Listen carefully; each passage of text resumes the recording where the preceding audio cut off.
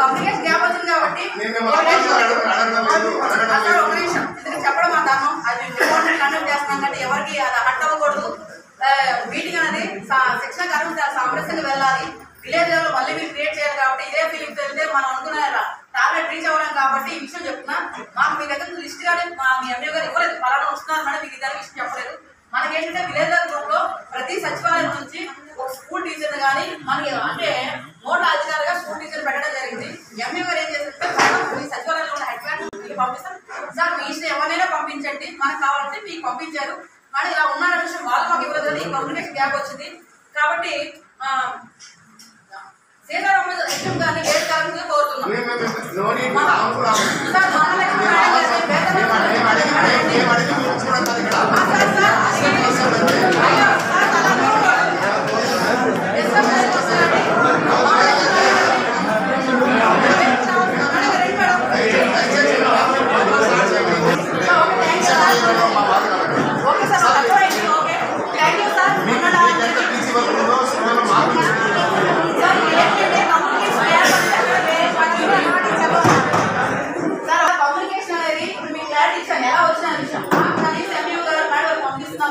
వాళ్ళు ఒక విషయం అంటే మేము అడిగింది యాజ్ పర్ రూల్ ప్రకారం సచివాలయానికి ANM, anganwadi worker, next school teacher, lecture ఉన్న స్కూల్ లెక్చర్ కానీ ఇంకోటంటే ఎడ్యుకేషన్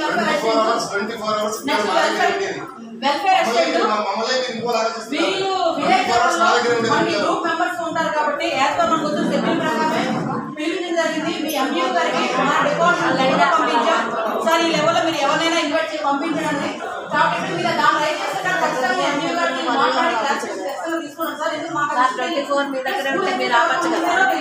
మామూలు టీచర్స్ ఎవరో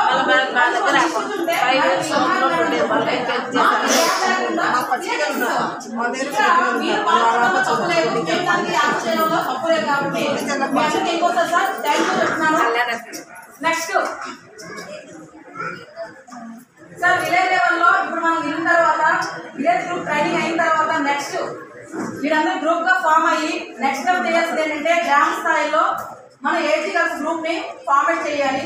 దాంట్లో ఎవరు ఉంటారంటే బాలికలు అసలు పిల్లలు ప్రస్తుతం అంటే బిలో 15 to 19 years లో పిల్లల్ని, అదేవిధంగా 10th class ఫెయిల్ అయిన పిల్లలు ఎవరైనా ఊర్లో ఉంటే నెక్స్ట్ 10వ తరగతి ఏ విద్యలు అంటే నెక్స్ట్ స్టడీ కంటిన్యూ చేసిన పిల్లల్ని, అదేవిధంగా ఇంటర్మీడియట్ చేరి చదువు మానేసిన బాలికలు ఎవరైనా ఫస్ట్ ఇయర్ ఫెయిల్ అయిపోయి మధ్యలో ఉన్న పిల్లలు కూడా మన అందరూ విలేజ్ లెవెల్ గ్రూప్ మెంబర్స్ తీసుకొని చేయాలి సార్. నెక్స్ట్ ఏంటంటే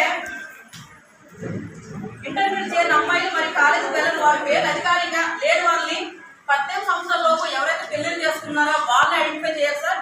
అదేవిధంగా చదువు మానేసి ప్రస్తుతం కూలి పనులు చేస్తున్న ఎవరైతే ఉన్నారో ఆ పిల్లల్ని, నెక్స్ట్ పొలాలు మాదా అదే సమస్య అంటే అయితే విలేజ్ గ్రూప్ మెంబర్స్ అందరూ కూడా నెక్స్ట్ లెవెల్లో మన విలేజ్ లో ఉండే ఈ ఏజ్ గ్రూప్ వాళ్ళని ఐడెంటిఫై చేసి నెలకి 2 times మనం మీటింగ్ కండక్ట్ చేసి మొదటి శనివారం 3వ శనివారం కండక్ట్ చేయాలి సార్. ఒక 1 hour అయినా ½ an hour అయినా కమిటీ అందరూ కూర్చోవాలి, మాట్లాడాలి సార్.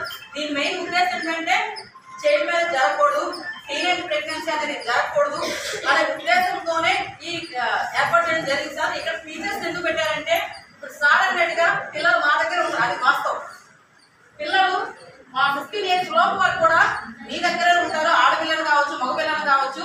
వాళ్ళు ఎప్పుడు స్కూల్ మానేస్తున్నారు, వాళ్ళు ఎప్పుడు డ్రాప్ అవుట్ అవుతున్నారా, వాళ్ళకి ఏమైనా ప్రాబ్లమ్స్ ఉన్నాయా అనేది టీచర్స్ బాగా తెలుసుకున్న ఉద్దేశంతోనే రీసెంట్ గా మిమ్మల్ని ఆ గ్రూప్ లో యాడ్ చేయడం జరిగింది, ఆ కమిటీలో మెంబర్ యాడ్ చేయడం జరిగింది. దీనికన్నా ముందే కమిటీ ఉండేది కాదు, అంటే మీ పార్ట్ ఉండేది కాదు. కానీ ఇది కారణం అంటే మీ దగ్గర పిల్లలు ఉంటారు కాబట్టి ఖచ్చితంగా వాళ్ళు ఎప్పుడు వాళ్ళకి తెలియడం ఉద్దేశంతో ఏర్పాటు జరిగింది. దీనికి ఎగ్జాంపుల్ సార్ తిమ్మాపురం గుంతగల్ మండలం తెలుసు అనుకుంటా మీకు. సేమ్ ఇదే విషయం కోసం స్కూల్ హెచ్ఎం గారు ఫోన్ చేశారు నాకే. మనకి చైల్డ్ అంటే అమ్మాయి అబ్బాయికి అఫైర్ ప్రాబ్లం అవుతుంది, అమ్మాయి 9th class అంట బాగా చదువుతుంది కానీ అబ్బాయి ట్రాప్ అయింది. అబ్బాయి స్కూల్ పని చేసుకుంటున్నారంట, స్కూల్ టీచర్ చెప్పారు అందరూ చెప్తున్నా కూడా ఆమె వినట్లేదు, మన పేరెంట్స్ వినట్లేదు, అమ్మాయి వినట్లేదు అని చెప్తుంటే నేనే మీరు ఒకసారి కౌన్సిలింగ్ వస్తారా మేడం అంటే నేను ఒకరోజు వెళ్ళాను. వెళ్తే ఏంటి ప్రాబ్లం అంటే అమ్మాయి లవ్ అనమాట. అబ్బాయి ఏం చేసినట్టే అమ్మాయిని బ్లాక్మెయిల్ చేస్తాడు. ఏవో సంబంధించి ఫొటోస్ ఉన్నాయి అబ్బాయివి, నువ్వు నాతో మాట్లాడకపోతే మానేస్తే నేను ఇంకెక్కడో పెడతాను ఏదో చేస్తున్నానని అమ్మాయి ఓపెన్ అంటే చెప్పట్లేదు, ఎవరికి విషయం చెప్పట్లేదు. ఎందుకమ్మా నువ్వు చేసుకోవాలనుకుంటే విషయం ఎప్పుడు చెప్పడం బయట. కాబట్టి ఏం చేస్తామంటే మాట్లాడితే అప్పుడు చెప్పిన విషయం ఏంటంటే ఏవో సంథింగ్ ఫొటోస్ ఉన్నాయి, అబ్బాయి బెదిరిస్తున్నాడు. ఖచ్చితంగా అబ్బాయికి రేటింగ్ కిలో 18 వేస్తే ఏదో పని చేస్తున్నాడు.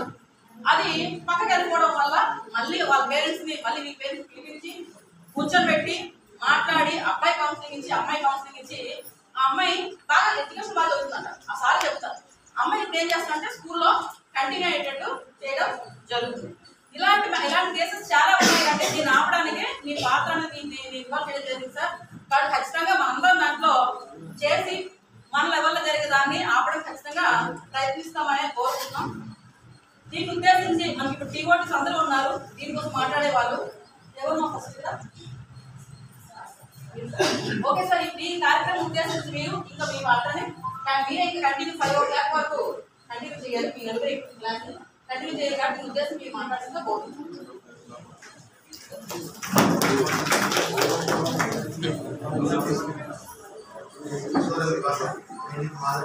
స్టార్టింగ్ లో ఒక ప్రాబ్లం ఏమంటే యాక్చువల్ గా అదర్ డిపార్ట్మెంట్ వాళ్ళు మనకు ట్రైనింగ్ ఇచ్చేటప్పుడు వాళ్ళు మనకు ఓరల్ గా చెప్పకూడదు సార్.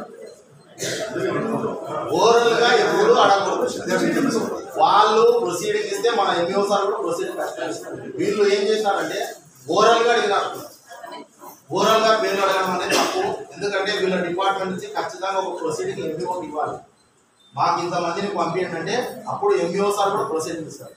కాబట్టి వీళ్ళు ఓరల్ గా అడగడము మిస్టేక్ సార్.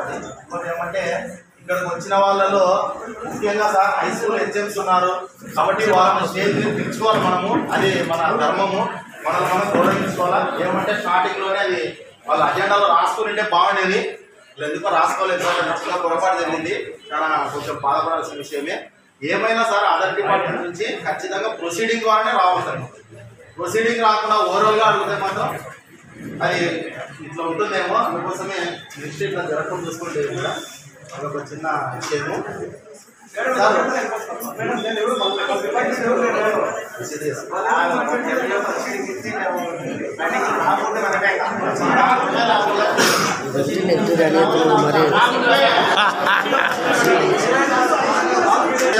చైతన్యవంతులు చేయాలి.